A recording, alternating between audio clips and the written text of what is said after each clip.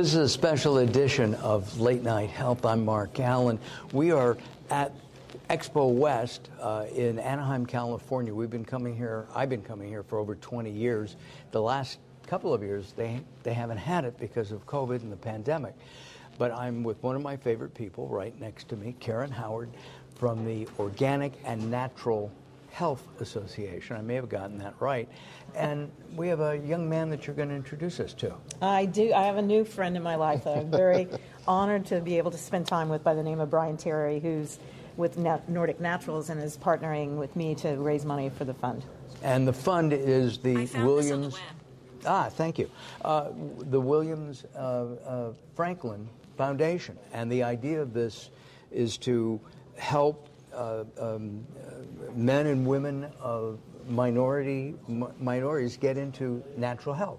Right. So the foundation itself was created to support HBCU students who oftentimes people are raising money for first dollar tuition, and these are really last dollars. So these are dollars that go to students who are at risk of perhaps having to drop out because they don't have all the funding that they need. And I think that plays a really vital role in terms of what we're able to provide. And it seems somewhat inconsequential when you talk about entirety of your academic career and what it costs, but $2,000 means a lot for a student. And I mean, $2,000 right now? It won't even fill up a tank of gas here in California, right? Yeah. Brian, tell us your story, your backstory, before you joined Nordic Naturals. So I went to school at Xavier University of Louisiana. I did internship program with Walgreens corporate office, worked in purchasing, store operations, project management. I eventually left there, but through some of the connections that I met at Walgreens, I met the executive vice president that worked at Renew Life, which was a vitamin supplement digestive care company. And that's how I found my way into the natural products industry. I had no idea about natural products industry as a whole. So from there, I ended up working at Renew Life, and then eventually now at Nordic Naturals over the past 4 years. Wow. And what do you do at Nordic Naturals? Director of Sales, oversee food, drug, mass, e-tail, as well as pet divisions. So work with everything from Whole Foods to Vitamin Shop to Target and CVS as well. You're the rainmaker. We have a great team that we work with as a whole. We started really small, and we've had a great run over the past several years. That's great. Why are you so involved and interested in the Williams Franklin Foundation? I'm interested because a few years ago I was at Expo West, and I was always focused on just kind of doing my job, focused on what it was that I wanted to accomplish. And while looking around, I also didn't really notice anyone that looked like me in the process. And that was something that really, I said, wow, this industry has done so much for me, so much for my career. Maybe there's a way to, how do we reach out? How do we find this connectivity to a place in which I think that it can do a lot of good, but also we can provide a lot of value. And because HBCU students is a prime hub for a lot of the African-American students or, black students as a whole that are in the workforce. And for me, that became a really big passion project of mine of how do we expand the diversity in this entire industry. Because diversity any place, in my way of thinking, and I know you agree with me, Karen, is something that we all need to strive for. Why is organic and natural involved? So we, with the pandemic, and we, as you well know, and so do your listeners, we do a lot of work in the vitamin D arena. Right.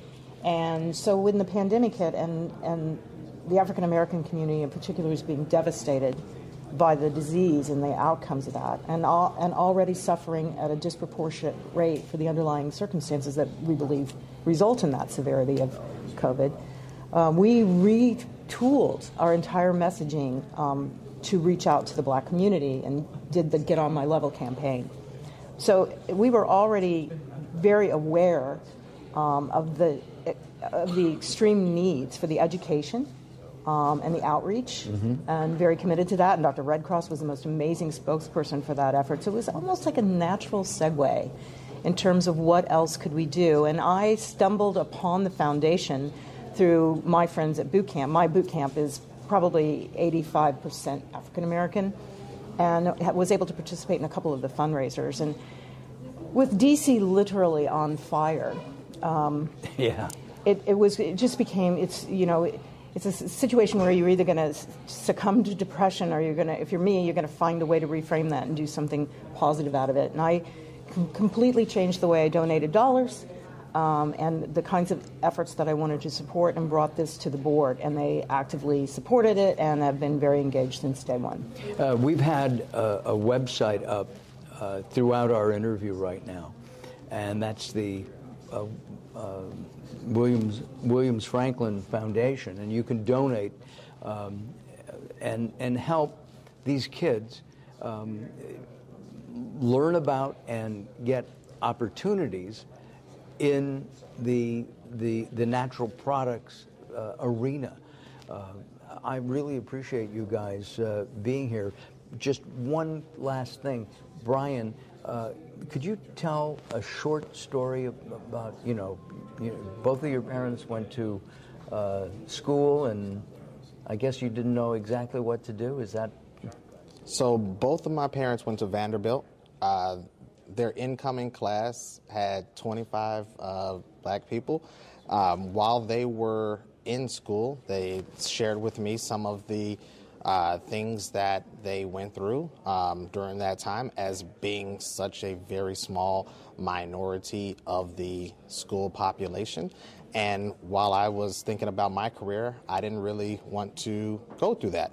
What they also did was they told me they spent a lot of time at some of the adjacent HBCUs, such as Meharry, which is, has a medical school, things like that, as well as Tennessee State, and talked about how much more they felt as that being part of the community. So when I was doing my research of where I wanted to attend, I found a school that connected with me. And then the things that I found to be important, such as being able to relate with people, being able to communicate, being able to work hard, those were the things that I wanted to lay my foundation in regards to receiving a great education. And I found that with Xavier University of Louisiana, and those were the character traits. They had a joint program for MBA with Tulane and things like that. So if you can connect with people, you can work in any industry, and that is why I felt like this is something that we can do. Because all these industries, when I was at Walgreens, there were all these different industries, General Mills, that have, different groups, right? They have, HBCU groups. Well, the HBCU group, while University of Texas or University of Florida might have 50,000 graduates, the HBCU at schools, they functioned as one alumni association at like a Walgreens, and we were all connected with each other, and it functioned as one big, large alumni association, and we would reach out and we would help each other as one big network. So that's terrific. We didn't describe what the initials stand for.